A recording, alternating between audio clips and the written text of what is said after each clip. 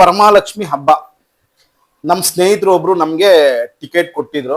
ಎಷ್ಟು ಜನ ಪೊಲೀಸ್ ಬಂದ್ರು ಅವಾಯ್ಡ್ ಮಾಡಕ್ ಚಾನ್ಸೇ ಆಗಿಲ್ಲ. ಮೈಸೂರಿನ ಶಾಂತಲಾ ಥಿಯೇಟರ್ ನಲ್ಲಿ ಇತಿಹಾಸದಲ್ಲೇನೆ 5 ಶೋ ಮಾಡಿದ್ರು. ಅಲ್ಲಿ ಏನಪ್ಪಾ ಇನ್ನು ಈ 3 ಟಿಕೆಟ್ ಇಟ್ಕೊಂಡಿದ್ದಾನೆ ಜೋಗಿ ಫಿಲಮ್ದು ಅಂತ. ನಮ್ಮ ಚುಂಚನಕಟ್ಟೆ ಜಾತ್ರೆಲಿ ಜನ ನೋಡ್ತಿದ್ದೆ ನಾನು. ಮನೆಯಲ್ಲೂ ಒಂದೊಂದು ಹಾಡು, ಯಾವ ಒಂದು ಆಟೋದಲ್ಲಿ ಹೋಗ್ಲಿ ಎಲ್ಲೋದ್ರು ಜೋಗಿ.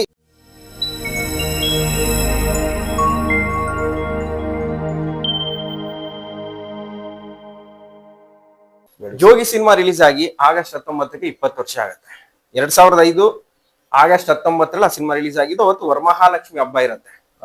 ಆ ಸಿನಿಮಾ ಕ್ರೇಜ್ ಯಾವ ರೀತಿ ಇತ್ತು ಅಂದ್ರೆ ಕನ್ನಡ ಚಿತ್ರ ಪ್ರೇಮಿಗಳದನ್ನ ಮರೆಯೋದಕ್ಕೆ ಸಾಧ್ಯನೇ ಇಲ್ಲ. ಅದ್ರಲ್ಲೂ ಶಿವಣ್ಣನವರ ಅಭಿಮಾನಿಗಳಂತೂ ಅವತ್ತಿನ ಘಟನೆಗಳು ಕಣ್ಣು ಮುಂದೆನೆ ಇರುತ್ತೆ. ಆ ಸಿನಿಮಾ ರಿಲೀಸ್ ಆದ ದಿನ ಆದಂತ ಕ್ರೇಜ್ ಮತ್ತು ಆ ಸಿನಿಮಾ ರಿಲೀಸ್ ಆಗೋ ಒಂದು ವಾರ ಮುಂಚೆಯಿಂದಾನೆ ಟಿಕೆಟ್ ತಗೋಬೇಕು ಅನ್ನೋ ಒಂದು ಆ ಉತ್ಸಾಹ ಇವತ್ತಿಗೂ ಅಭಿಮಾನಿಗಳು ಮರ್ತಿರೋದಿಲ್ಲ. ಅದಕ್ಕೆ ನಾನು ನಿಮ್ಗೆ ಮಾತಾಡಿಸ್ತಾ ಇದ್ದೀನಿ. ಅವತ್ತು ಸಿನಿಮಾ ರಿಲೀಸ್ ಆದ ದಿನ ನೀವು ಆ ಸಿನಿಮಾ ಎಲ್ಲಿ ನೋಡಿದ್ರಿ, ಯಾವ ರೀತಿ ಇತ್ತು ಕ್ರೇಜು, ನಿಮ್ಗೆ ಎಷ್ಟು ಖುಷಿಯಾಗಿತ್ತು ಶಿವಣ್ಣನವರ ಜೋಗಿ ಸಿನಿಮಾವನ್ನ ನೋಡಿ? ಸರ್ ನೋಡಿ, ಜೋಗಿ ಬರ್ತಾ ಇದೆ ಅಂತ ಅನ್ನೋದೇ ಒಂದು ಟ್ರೆಂಡ್ ಕ್ರಿಯೇಟ್ ಆಗ್ಬಿಟ್ಟಿತ್ತು. ಒಂದು 2 ತಿಂಗಳ ಹಿಂದೆನೆ ಆ ಕ್ಯಾಸೆಟ್ಸ್ ಅದೆಲ್ಲ ನಾವು ತಗೊಂಡು ಹಾಡುಗಳಂತೂ ಮನೆಯಲ್ಲೂ ಒಂದೊಂದು ಹಾಡು, ಯಾವ ಒಂದು ಆಟೋದಲ್ಲಿ ಹೋಗ್ಲಿ ಎಲ್ಲೋದ್ರು ಜೋಗಿ, ಅರೆ ಜೋಗಿ, ಬರೀ ಜೋಗಿ ಹಾಡುಗಳೇನೆ. ನಾವು ಶಿವಣ್ಣ ಅಂದ್ರೆ ಒಂದು ಕ್ರೇಜು. ಅದರಲ್ಲೂ ಇದು ಬಂದು ರೌಡಿಸಮ್ ಫಿಲಮು ಅಂತ ಅನ್ನೋದು ಗೊತ್ತಾಗುತ್ತೆ. 1995ನೇ ಇಸ್ವಿ ಓಂ ಬಂದದ್ದು. ಓಂ ನಂತರ ಜೋಗಿನಲ್ಲಿ ಅಣ್ಣ ಅವರು ಲಾಂಗ್ ಹಿಡಿತಾ ಇದ್ದಾರೆ ಅನ್ನೋದು ಗೊತ್ತಾಯ್ತು. ಆ ಒಂದು ಏನು ಕಣ್ ತುಂಬ್ಕೊಬೇಕು ಅನ್ನೋದ್ರೆ ಬಹಳ ಎಲ್ಲ ಅಭಿಮಾನಿಗಳ ಕಾತರದಿಂದ ಕಾಯ್ತಾ ಇದ್ವಿ. ಪ್ರೇಮ್ ಅಂತ ಇವ್ರು ಏನೋ ಡೈರೆಕ್ಟ್ರು, ಅವರು ಬಹಳ ಚೆನ್ನಾಗಿ ವಿಭಿನ್ನವಾಗಿ ಮಾಡ್ತಾ ಇದ್ದಾರೆ, ಚೆನ್ನಾಗಿ ಮಾಡಿದ್ದಾರೆ ಅಂತ ಅಂದ್ಬಿಟ್ಟೆಲ್ಲ ಹೇಳಿದ್ರು. ಅದೇ ಅವರ ಒಂದು ಸ್ಟೈಲ್ ಎಲ್ಲ ಒಂಥರ. ಜೊತೆಗೆ ಪ್ರೇಮ್ ಅವರ ಹಿಂದಿನ 2 ಸಿನಿಮಾಗಳು ಕರಿಯಾ ಮತ್ತೆ ಎಕ್ಸ್ಕ್ಯೂಸ್ ಮೀ ನಾವು ಸಕ್ಸಸ್ ಆಗಿತ್ತು. ಬಟ್ ಆದ್ರೆ ಇದು ನಮ್ ಶಿವಣ್ಣ, ನಾವು ಪ್ರೇಮ್ ಅನ್ನೋದು ಸೆಕೆಂಡ್ರಿ, ನಮ್ ಮೇನ್ ಶಿವಣ್ಣ.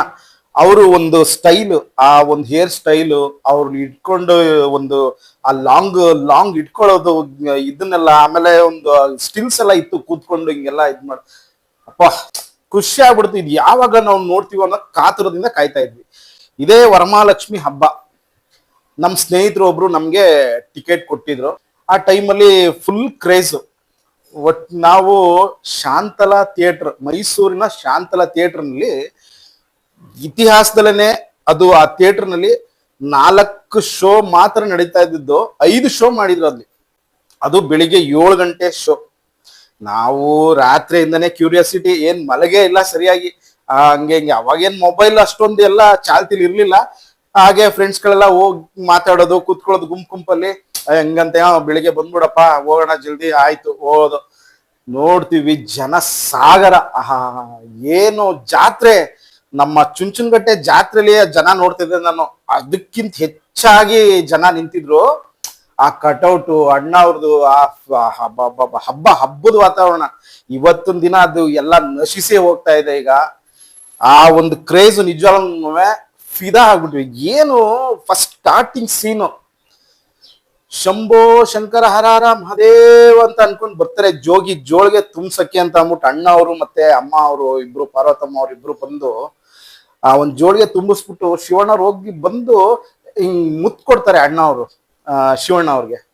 ಆ ಒಂದು ಸೀನು ಏನು ಅಂದ್ರೆ ಒಂದು ಎಕ್ಸೈಟ್ಮೆಂಟ್, ಅದೊಂದು ಇದು. ಆಮೇಲೆ ಏನ್ ಕತೆ ತಕೊಂಡು. ಆಮೇಲೆ ನಿಮ್ಗೆ ಮೊದಲನೇ ದಿನ ಶಿವಣ್ಣ ಅವ್ರ ಎಂಟ್ರಿ ಸೀನ್ ಇದೆ ನೋಡಿ. ಆ ಸೀನಲ್ಲಿ ಯಾವ ರೀತಿ ಇತ್ತು ಒಳಗಡೆ ಥಿಯೇಟರ್ ಒಳಗಡೆ ಕ್ರೇಜು? ಅಯ್ಯೋ ಕ್ರೇಜು ಅಂತಿರೋದು. ಜನ ಯಾರು ಸೀಟ್ ಮೇಲೆ ಕೂತಿಲ್ಲ ಅವತ್ತು, ಎದ್ಬಿಟ್ರು. ಅಂತ ಶಾಂತಲಾ ಥಿಯೇಟರ್ ನಲ್ಲಿ ಒಬ್ರು ದೇವರಾಜ್ ಅಂತ ಮ್ಯಾನೇಜರ್, ಎಲ್ಲ ಆ ಥಿಯೇಟರ್ ನ ಮ್ಯಾನೇಜರು, ಅವರು ಒಂದ್ ಸ್ವಲ್ಪ ಮೀಸೆ ಬಿಟ್ಟಿದ್ರು. ಬಹಳ ಸ್ಟ್ರಿಕ್ಟ್. ಯಾವುದೇ ತರದ ಒಂದು ಅಲ್ಲಿ ಬ್ಲಾಕ್ ಟಿಕೆಟ್ ಆಗ್ಲಿ ಎಲ್ಲ ಶಿಸ್ತು ಕ್ರಮಬದ್ಧವಾಗಿ ಮಾಡ್ತಾ ಇದ್ದಂತ ಸಖತ್ ಇದು. ಯಾರು ಮುಲಾಜೆ ನೋಡಿಲ್ಲ, ಎದ್ಬಿಟ್ರು. ಯಾರನ್ನ ಅವಾಯ್ಡ್ ಮಾಡ್ತಾರೆ? ಎಷ್ಟು ಜನ ಪೊಲೀಸ್ ಬಂದ್ರು ಅವಾಯ್ಡ್ ಮಾಡಕ್ ಚಾನ್ಸೇ ಆಗಿಲ್ಲ. ಏನ್ ಅವ್ರ ಅಭಿಮಾನಿಗಳ ಒಂದು ಇದು, ಆ ಒಂದು ಸಂತೋಷ, ಆ ಒಂದು ಇದು, ಅಯ್ಯೋ ಅಭಿಮಾನಿಗಳದ ಒಂದು ಇದು ಕಟ್ಟೆ ಹೊಡೆದಂಗೆ ಅದು. ಅಷ್ಟು ಇದು ಬಂದು ಶಿವಣ್ಣನ ಎಂಟ್ರಿ ಸೀನ್ ಶಿವಣ್ಣನ ಎಂಟ್ರಿ ಸೀನ್ಗೆ ನಾನು ಹೇಳ್ತಾ ಇರೋದು ಇದು.